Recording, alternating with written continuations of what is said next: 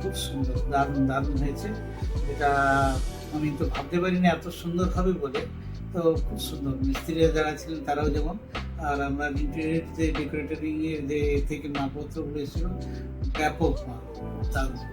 এবং আমি এইটুকু বলবো সকল কাস্টমারদেরকে যারা একটু নিতে আসবে বা নেবার জন্য আগ্রহী আছেন, তাদেরকে বলবো যে ইন্টেরিয়র ডেকোরেটরিং এর ওখানে এসে যেন যোগাযোগ করেন।